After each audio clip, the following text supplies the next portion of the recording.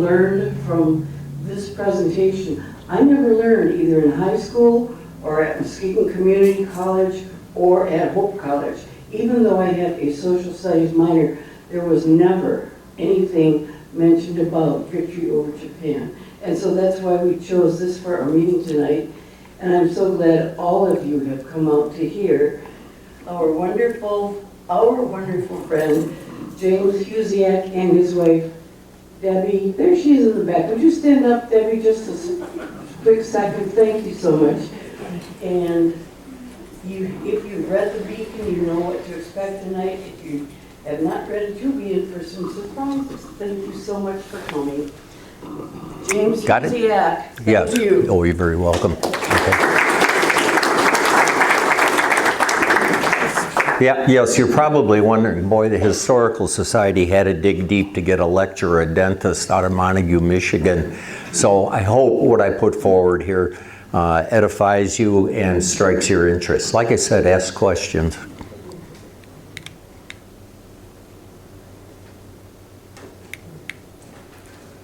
The way I'm going to run this or present it to you is we're going to start at the end and work our way back to the end and cover everything in between. It was not overnight. Emperor of Japan Hirohito announces surrender August 15th, 1945, and the formal surrender was September 2nd, 1945. Interesting fact here, I don't know if many of you knew it, Emperor Hirohito was considered divinity by the people of Japan. Not a god, but an intermediary, and this goes all the way back to the 10th century where he was supposedly a direct descendant of the sun goddess. The Japanese people fought to the death for him under the Bushido Code of Warrior, death before dishonor. Anyway, Hirohito supplied or ordered the surrender of Japan. His counsel for the direction of the war were still deadlocked even after dropping the atomic bomb on Hiroshima, and we'll be getting to that.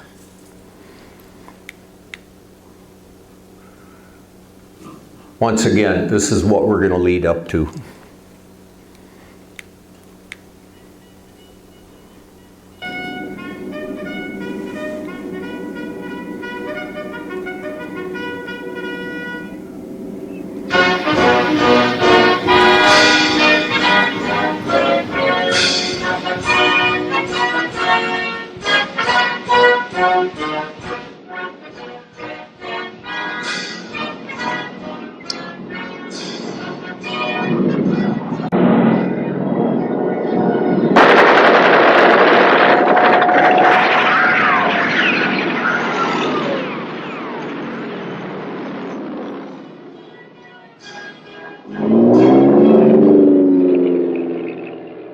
Get that guy's number, Dick. I'll report him for safety violations.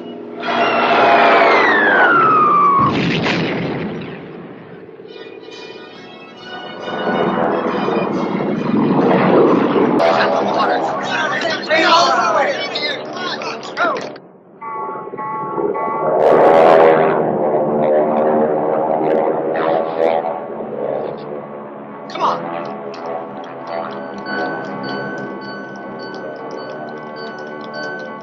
Alert! All commands. Air raid, Pearl Harbor. This is no drill.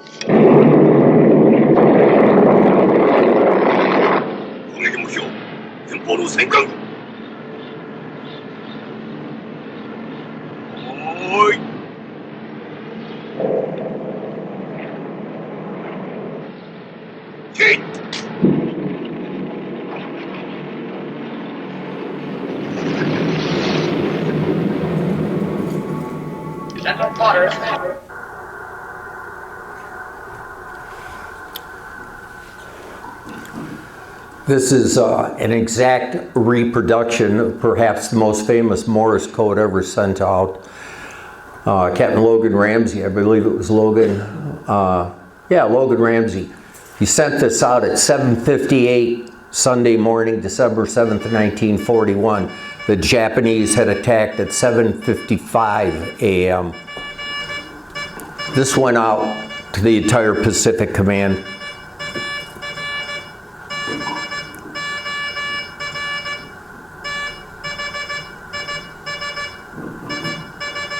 This is the transmissions received by all our bases and our warships in the Pacific at the time. Kind of scary, because we never thought they would do it.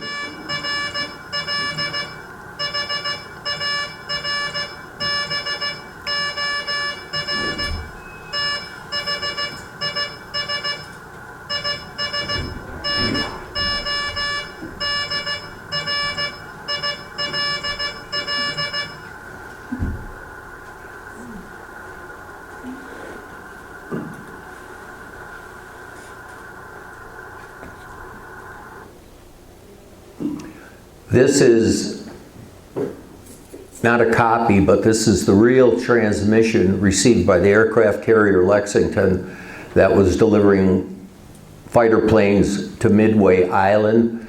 It is the transmission received, air raid Pearl Harbor. It is no drill. I thought it was a little interesting running into this. Here's this important historical document which still exists.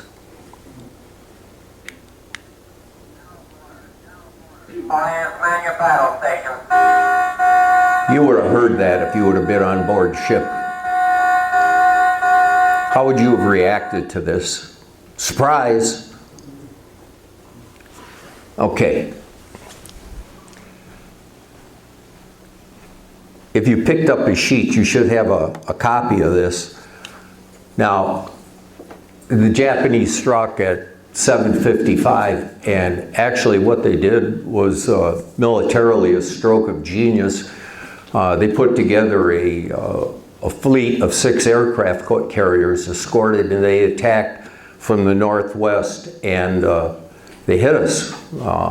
They came up with the idea of using mass carrier attacks, and which had actually happened earlier in the war with the British attacking the Italians. But they caught us completely pants down. We were not on a war footing. And I will get into that in a second here.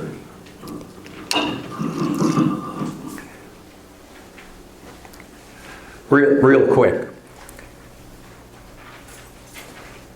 Pearl Harbor, and what the Japanese did was to shock America into a semblance of, hey, wake up and negotiate with us.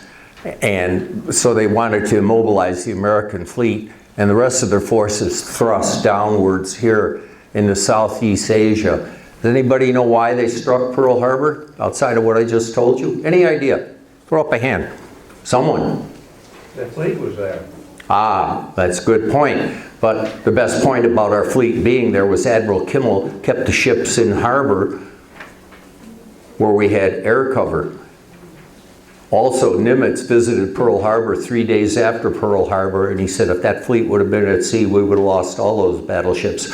We were able to repair them. Also, the Japanese made terrible mistakes in not striking our oil supplies or our dry docks.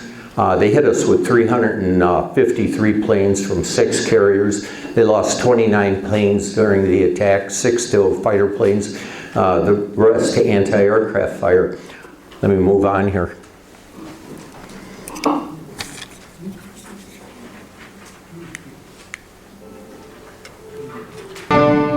And now, Midway is east. Yesterday it was Pearl Harbor. Today it is the whole Southeast Pacific. Hardened by the campaigns in China, fired by the sacred mission of extending Hirohito's dominion over 12 million square miles of the Pacific, the hordes of Imperial Japan surge south and east in a deluge of destruction. Glory is their goal. Glory and oil, and rubber and rice. Mysterious, haunting names of the Far East are the notes of an allied dirge. Manila, Mindoro, Mindanao, Hong Kong, Hainan, Hanoi. Makassar, Mandalay, Malaya, Bataan, Bangkok, Borneo, Cambodia, Cavite, Corregidor, Batavia, Bandung, Bali, Singapore, Shanghai, Sumatra, Panay, Palembang, Pescadores, Surabaya, Sumbawa, Sumba, Banzai.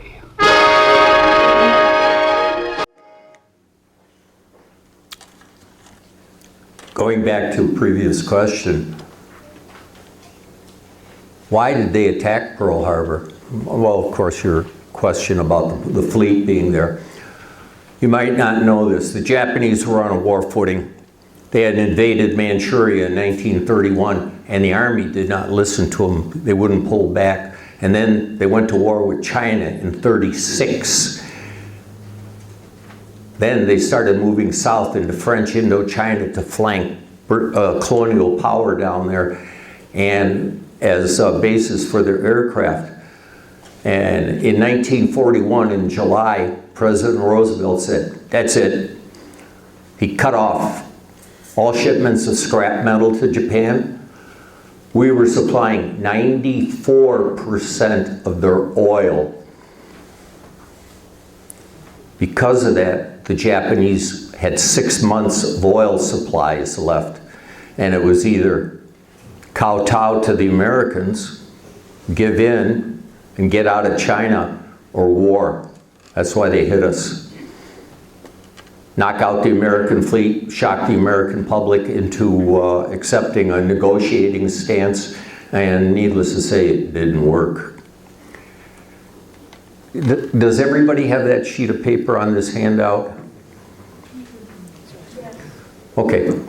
Like I said, the Japanese, they just didn't bow down and play dead.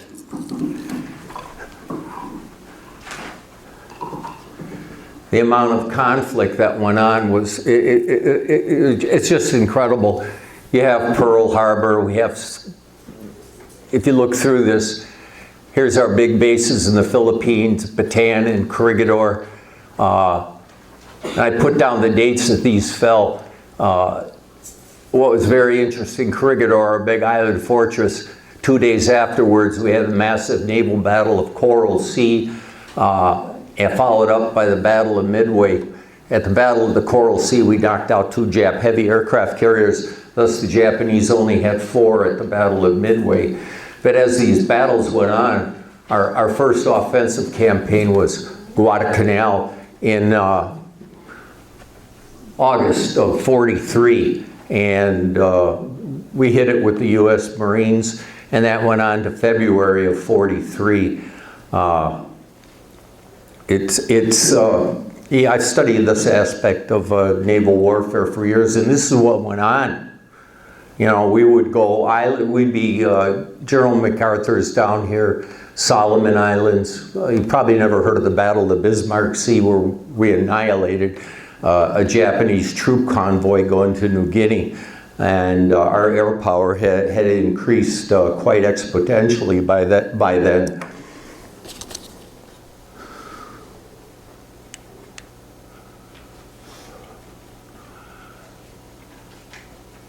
Can everybody see that? Yes. Yeah? Any questions? Well, as these campaigns went on, second battle up there, the Battle of Tarawa in the southern Gilbert Islands, November of '43, we landed the 2nd Marine Division at Tarawa. Tarawa was horrible. It was defended by 4,000 Japanese Marines, and to give you an equivalency of how bad this battle was, take 1 square mile of Montague, level it, shell holes, every tree destroyed, every building, and leave 5,000 dead people there. That's how bad of a battle it was. Some of these island campaigns were brutal, and as we got closer to the Japanese inner defense lines, they even became more severe.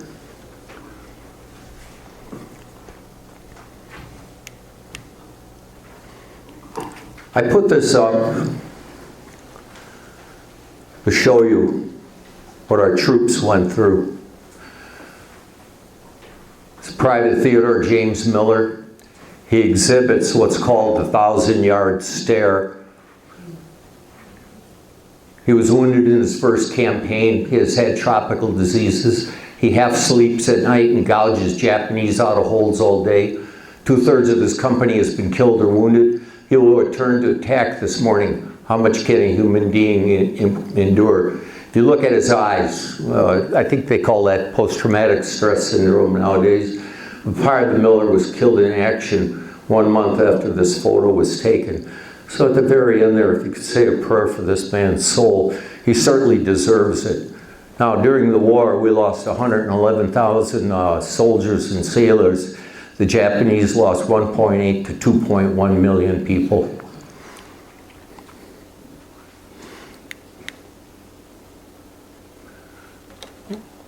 I have time moving on here, but I think we're doing okay. No questions? I got to have some Navy or Army veterans here. Guys, they're all afraid to ask. That's what it is. They must have been just outnumbered us with manpower in all those battles. The thing is okay, I don't want to go back to the map, but you have Tarawa Island. There was no way they could reinforce it.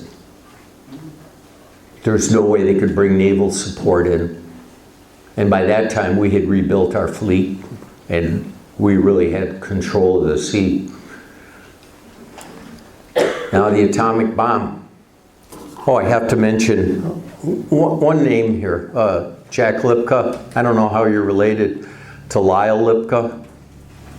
How are you related? Cousin. Lyle Lipka, which brings this World War II home, is a patient of mine. This guy was tough sailor. He was a kid when he fought, but he fought on a converted destroyer. He took off they were old World War I ships. He took stacks off of them and put landing craft on them to carry Marines. But Lyle came into my office one day and he had a hat on and it said APD 39. And I says, oh, you were on a high-speed transport, Mr. Lipka. And he says, how'd you know that? And I says, I do my homework on this stuff. Well, anyway, we had invaded Guadalcanal, and we weren't on a total war footing yet. We got caught sleeping. The Japanese snuck in with a cruiser force 2 days later, 3 days later, and sunk 3 American heavy cruisers, that's bad, and an Australian heavy cruiser. And so all our transports had to pull out, leaving the Marines almost high and dry with limited supplies. 3 days after that, Lyle Lipka on the USS Manly was the first vessel into Guadalcanal to bring supplies. And over time, Lyle and I talked about it quite a bit. And I asked him, did you ever see any Japanese Zero fighter planes? You know, I don't want to use the language, but he said, heck yeah, they were all over the place. The islands down there, there's channels, and they called it the slot. And he said one night we're going up the slot, radar picked up a contact, and a Jap destroyer came roaring by at 30 miles an hour. They could only shoot at it with rifles and pistols. So Lyle Lipka was living history to me concerning the naval aspect of World War II. He was a great guy.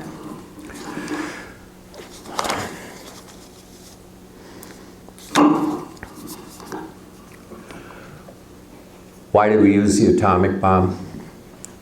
Any ideas, folks, kids? An idea, anything. Why did we use it? No one? Yes? Thought it was to end the war faster and avoid invasion of the mainland. Very good, very good. And I tell you what, let me reinforce all that. In July of '45, the Japanese knew they were kind of doomed. Their Navy had been destroyed in numerous battles. I mean destroyed. And they had like 13 destroyers and a mess of submarines. And so the Japanese Supreme Council for the Direction of the War under Hirohito. There's 6 men involved with it.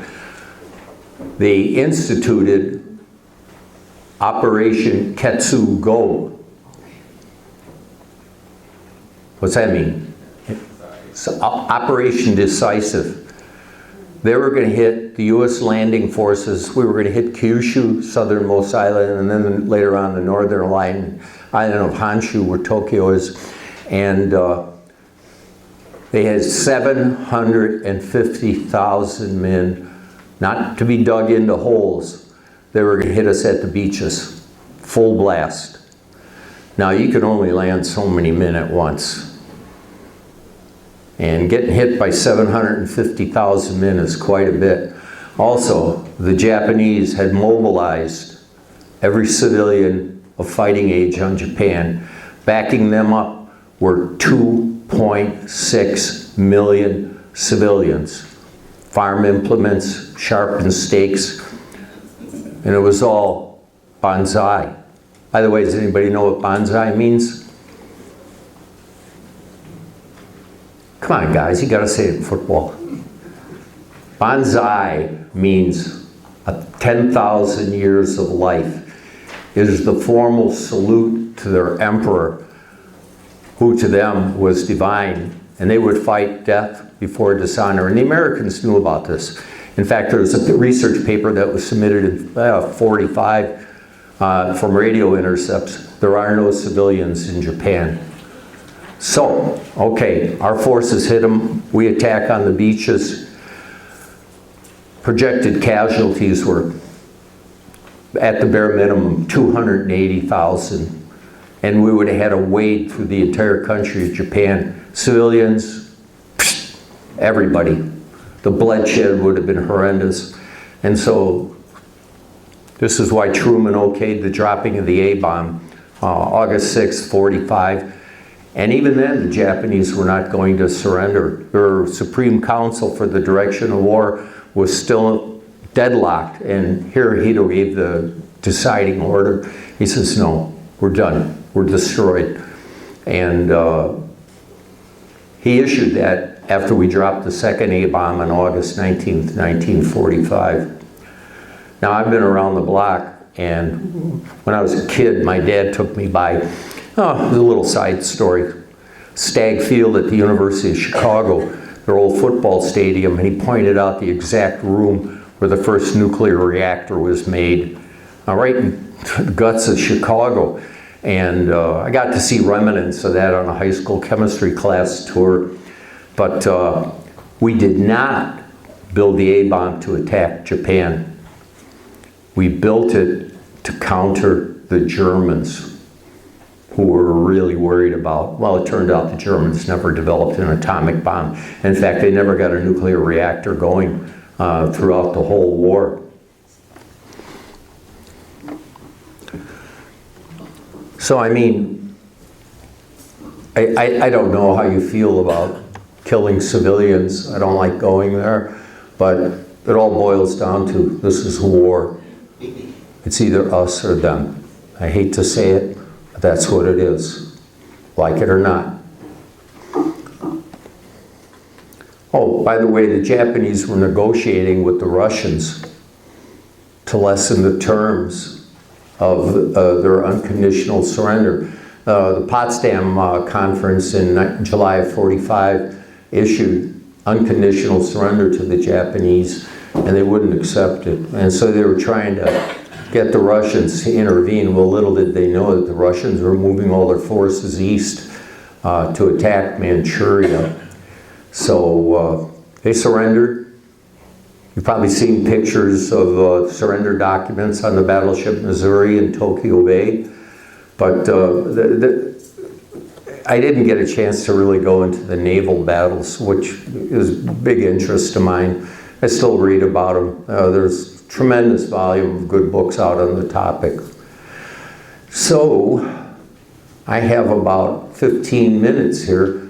Some questions, please. Something, anything. Yes. You didn't mention the firebombing of Tokyo.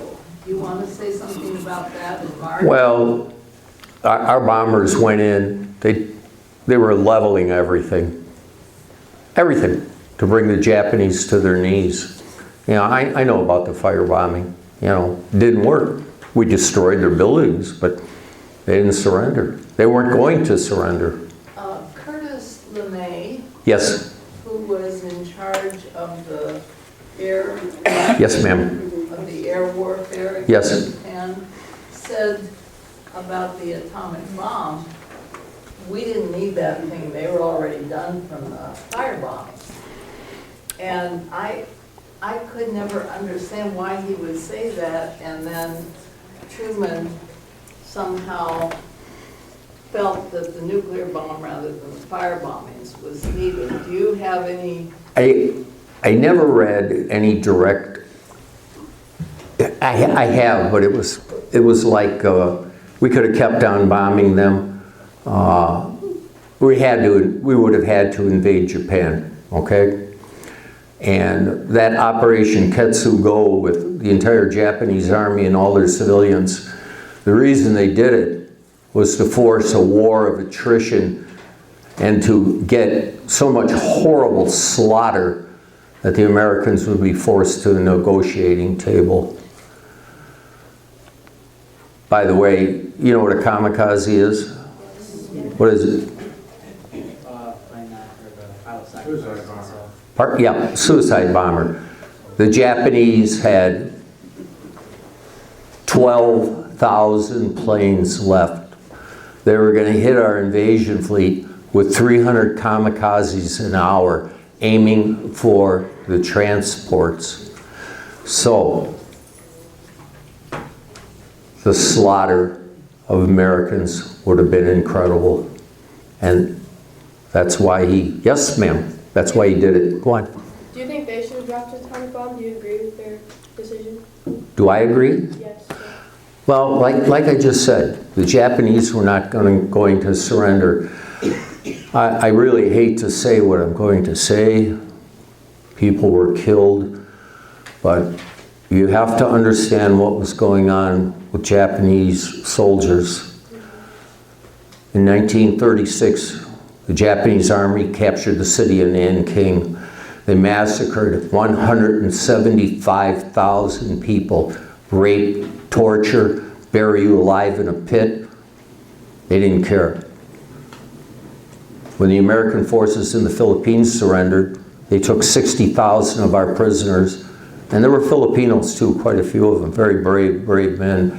They marched them 60 miles to a prison camp. No water, no food. You stepped out of line, you got a bayonet in the back, or you were beheaded, or you were shot. So, can I find pity in the Japanese army? No, I can't. Of course, I understand any viewpoint on the civilians, but once again, it all comes down to, this is war, them or us. What do you want? 280,000 dead Americans? I don't want 280,000 dead Americans. We've seen enough problems, you know, hence dropping the bomb. Horrible decision, but it had to be made. And I hope I'm not upsetting your views back there. I think that it's something historians debate even now. Yes, they They do. talk about the unconditional surrender, meaning the emperor would have to die, and if we had backed off of that, they might have negotiated more. No, they did not want the emperor dead.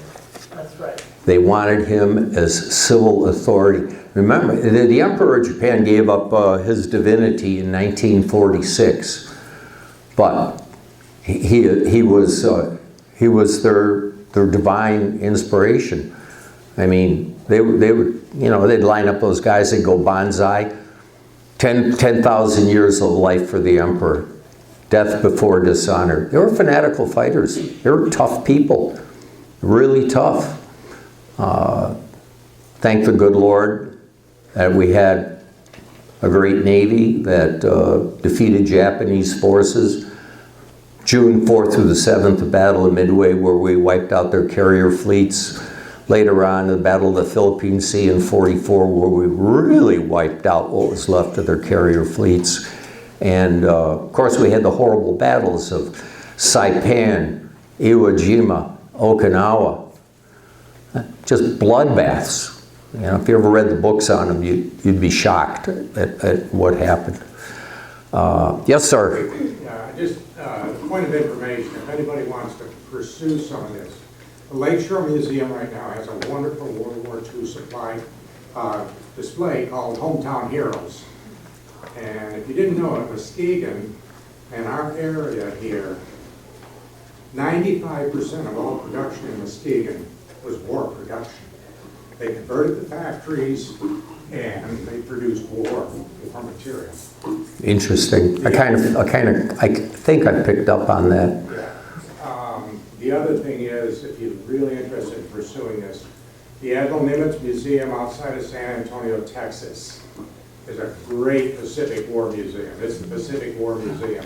It's not only Nimitz's museum, because he was from there, but then the George Bush Museum will take you all the way through the things you were mentioning, starting in '31, the whole Pacific War.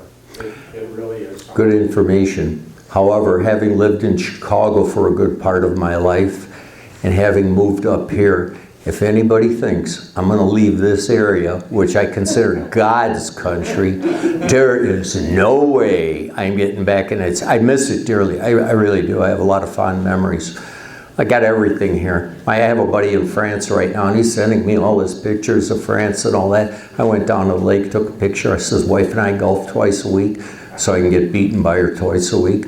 And I showed him a picture of the lake. I said, there you are, baby. I got I went, what do I need? I got food, I got health. You know, I got beautiful people, and you are beautiful people. You're a beautiful audience. Oh, yeah, no, oh, wait a minute. No, lady in the back. You said that when they hit Pearl Harbor, we were not on a war footing. And then you talk about our victories, the cost of the victories, but we actually won through Japan.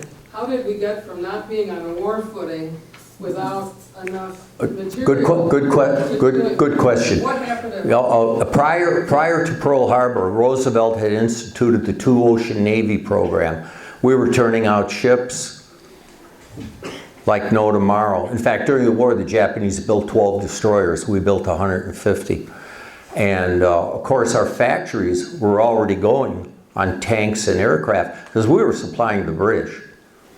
So as soon as all that started rolling off the production lines, we were able to achieve air superiority over the Japanese. And, you know, God bless our great pilots. If you ever read about the Battle of Midway, I don't have time to go into it here. If anybody ever wants to talk about it, I've read quite a bit about it. We sank the aircraft carriers that attacked Pearl Harbor in 2 minutes. You know, we timed it right, and wham, we went in there and got it. Did I answer your question on war production? Yeah. Yeah, no, we were rolling this stuff out. Our fighter planes were being sent to the British. We had a lot of obsolescent stuff. And we were not on a war footing at Pearl Harbor. I mean, the USS Destroyer Ward caught a Japanese midget sub trying to get into Pearl Harbor. And they sank it. And they sent a radio message to headquarters. Have attacked and sunk unknown submarine in the defensive zone. Well, the message went from this guy to that guy until it got to Admiral Kimmel, and he went crazy because I think he got it after the attack started. We also had radar operators that had picked up the incoming Japanese planes, but there were only two young recruits being trained on how to you know, operate the unit, and they sent in the reports to their commanding officer, and he poo-pooed it and said, well, it's probably the B-17s coming in from the United States. So we had ample warning, you know, but we were not on a war footing. I mean, the U.S. Army anti-aircraft guns on Pearl Harbor, the ammunition was locked up. Sailors and soldiers had to pry those things open to get them going. The Japanese should have launched a third attack, but the anti-aircraft fire became very, very heavy when they got everything going. and they decided against it. They're also worried about U.S. carriers coming into combat and catching them. So, The factory. yes, sir. The factories retooled, which was everything. I mean, they just went from, they were making car parts or anything else. They went to making weapons. I mean, you can see all of that down in Muskegon. People remember Continental? Continental employed 10,000 employees making tanks and tank engines and so forth. So it was, I heard that. Yeah. You, sir. Along those same lines, about how we ramped up, but do you think we would win today? If that started today, do you think we would win? I don't understand. Would we, if World War II was today, would we win? I'm really directing the question towards the next generation. I mean, it's amazing how the United States stepped up in the production, like we're talking about Continental, CWC, and so forth, but and how people really stepped up. I have a hobby of military history. Don't ask me why I got into it. I have two reasons. One, because my mother bought me a toilet soldier when I was 7 years old that I still have in my collection. And the other one, high school kids, I was a complete nerd with pimples on my nose. No girls would go out with me. They'd run the other way. And so we had a tremendous library in my hometown. I'd go there and read. I'd read and I'd read and I'd read and I'd read. And that's how I put all this background together in my interests. But I still study it. And what I'm going to say scares you if you think the United States is standing still right now with armaments. We are in full production with so many new weapons, it's incredible. New landing craft for the Marines, new upgraded tanks, new rifles for the Army, everything. I mean, we are in production now. We're not sitting back. Hope I didn't say that insultingly. No, that's good. I just wondered if really driving, because we have some of the young people here, would they all step up? Would they step up? Right, I mean, I have a couple boys that I'm not sure, right? You mean So step up? I'm asking you, would you step up? Step up to fight? If fight, work at Continental, work at CWC, I mean, do whatever you have to do, drop what you're doing. I'll throw it at you guys. That one Private Miller I showed you, how old do you think he was? Yeah, 19-year-old kid. What do you think fought over there? Well, of course, there were a lot of older veterans. Very great. I could fall on my knees and ask for God's blessings. But, of course, we were fighting the Japanese. We hated them. We had, would you fight? If you had to fight for your country, live or die, I mean, the son of guns are at the door, would you fight? You're darn right you would. I would too. I would. I ain't gonna let anybody into this country for all the problems we have, and I'm not going into politics, so let's not even touch that. Don't ask a political question. How did the broken codes shape the war? I love you. I'm going to sit for just a second to answer that. She asked, how did the broken codes affect the war? Does anybody know anything about the codes? It's what I did. Oh, you did? Cryptology? Cryptology. For who? NSA. NSA. What is that? National Security. Pardon, sir? National Security Agency. Okay. If you want to talk about code breaking, and I have to, yeah, Cheryl, I can talk for, okay. Quit talking to my wife. I'm giving you an answer. Let him go, let him go. Yeah, let him talk. We want to get out of here and get to the bar. Okay, I'm talking to you back there. Get a grip on it, or you'll be on KP for a week. Which is what I wish my wife would do, but that's okay. No, my wife is a tremendous cook. I have this written down in more detail, but in 1940, they broke the Japanese Purple Code. The Purple Code was their diplomatic code, where all their diplomatic transcripts were sent. And they sent a message out to the Japanese ambassador saying, you know, break off negotiations by such a time. And they were going to give that to our Secretary of State Hull and then attack. But they delayed getting it to us till an hour afterwards. Now the purple code was just diplomatic. And, oh, what the heck's her name? Genevieve Grochin, a lady mathematician, broke the patterns on the code. And then we retro-built the darn machine. And the big code was IJN 25, the Imperial Japanese Navy Red Code. That is the code that was broken by a gentleman named Rochefort. Was instrumental in breaking down the IJN Red Code, which is how we were able to find out that the Japanese fleet was heading to Midway. And one interesting thing about this Japanese Red Code, the naval code, one thing led into another on this, and I picked up a book called The American Black Chamber. You heard about that? What's interesting is it was our cryptology service in World War I. And these guys became very proficient at breaking codes, deciphering messages written in secret ink. And in 1929, Secretary of State Stimson, who became Secretary of War under Roosevelt, said, gentlemen should not read other gentlemen's letters. And he got rid of it. Now, these guys were not idiots. What if they were around? Maybe they would have broken IJN 25. Yes, ma'am? How did it compare to the Enigma machine with Germany?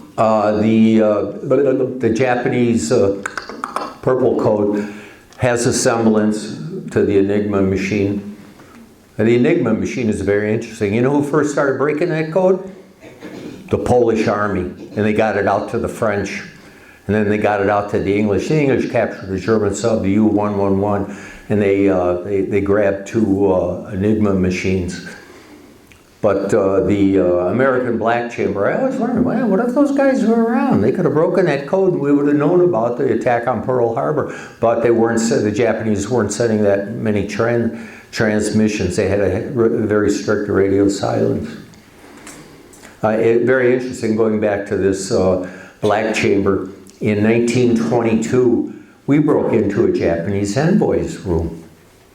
And we pictured the Red Code, their diplomatic code book from that time, sealed everything up. And at the Washington Naval Disarmament Conference in 23, we knew exactly how far the Japanese were going to go. So if you don't think we don't use subterfuge, 1922. Am I right? I'm not sure on that. I gotcha. But the code breaking was really significant. Oh, definite. Definite. Just as an aside, most of it was done by women. Oh, yes. Yeah.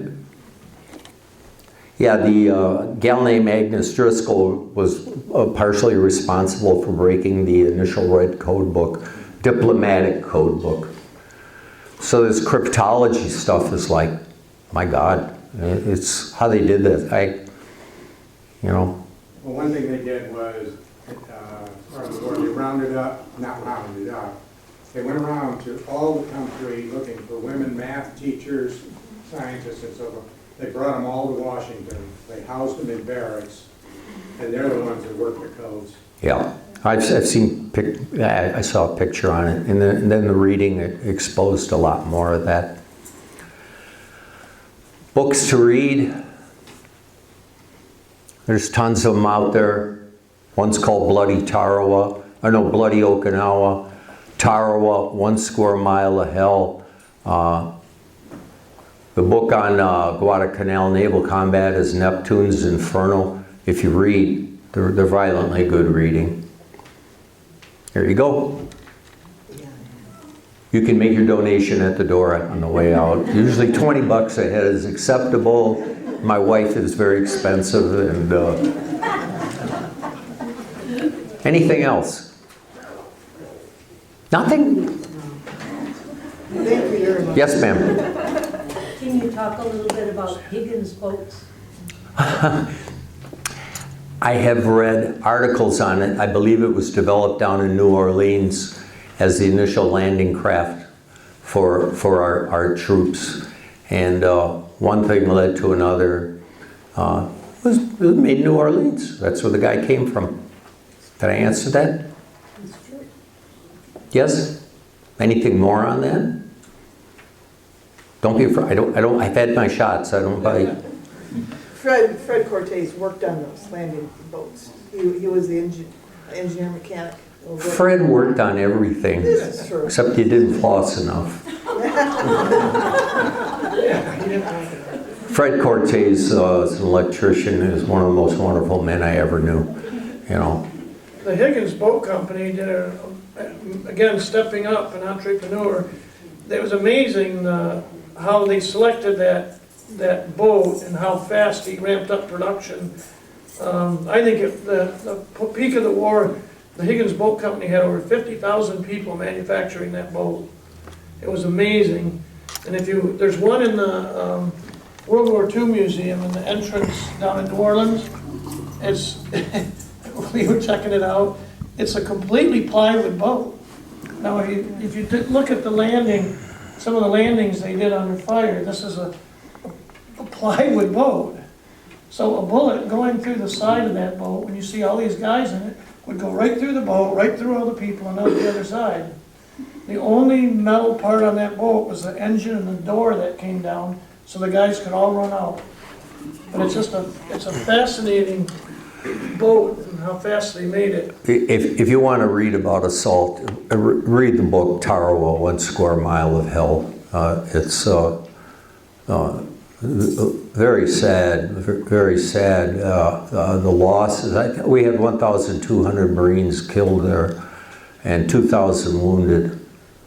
And like I said, take 1 square mile of Montague and destroy it down to everything and leave 5,000 dead people. Oh, here's the Japanese Marines, death before dishonor. Of course, they had no place to retreat to, so fight to the death.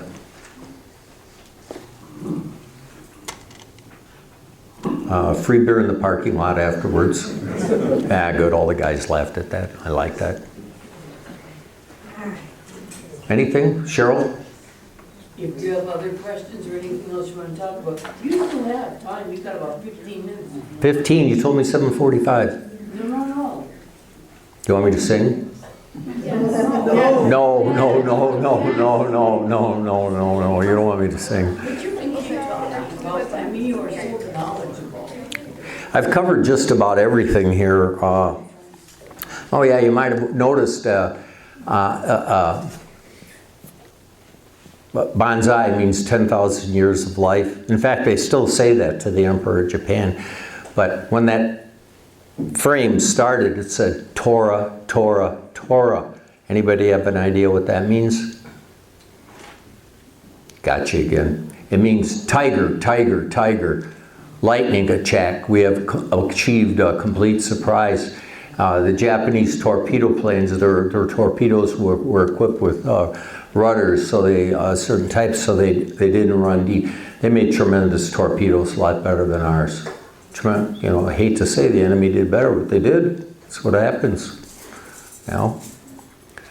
So we repaired most of the battleships of Pearl Harbor within 6 months. If the American fleet had gone to sea, it would have been sunk, because the anti-aircraft equipment we had at that time was garbage. Only until late 1942 did we start turning out the 40 millimeter and 20 millimeter guns.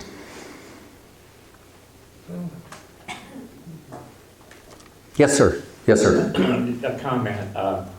And a very heavy talk, very grim, heavy talk. And War is hell. And reality, right. And what I think was curious was that somehow, you know, you had everybody bought war bonds, there was gas rationing, the environmental costs, I mean, Muskegon Lake was jumped into and stayed remained polluted for years as a result of some of the wartime efforts, Continental Motors, things like that. And then ultimately, when somehow, I remember like, I was down in Maple Grove and the Tannery whistle went on. And it just went on and on and on and on. You could hear the dinner bell at the White Lake Villa going ding, ding, ding. And then you know what's going on. So as a kid, you ended up getting on your bicycle and riding downtown here.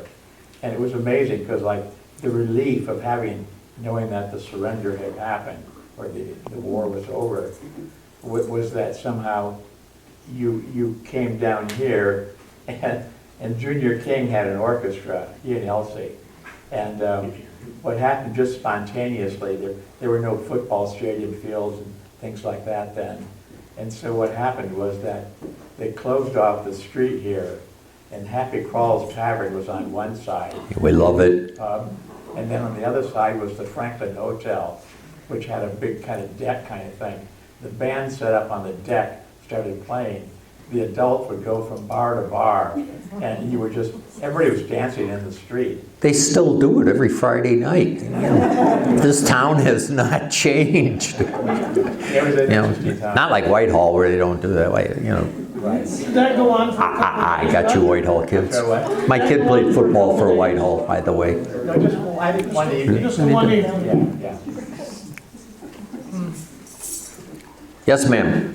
I pray that there's no more war and these kids grow up in peace. And have beautiful lives. And learning about history of your great-grandparents. And many of your grandpas and even grandmas fought for our country, and I hope you never have to. Warm lives. That's wonderful. That's very, very, very, very kind and prosaic. You sit back, I hate to say it like this, you get stepped on. You have to deal from a position of power, especially in today's world that's so messed up. And that could lead into other things, I don't want to get into that.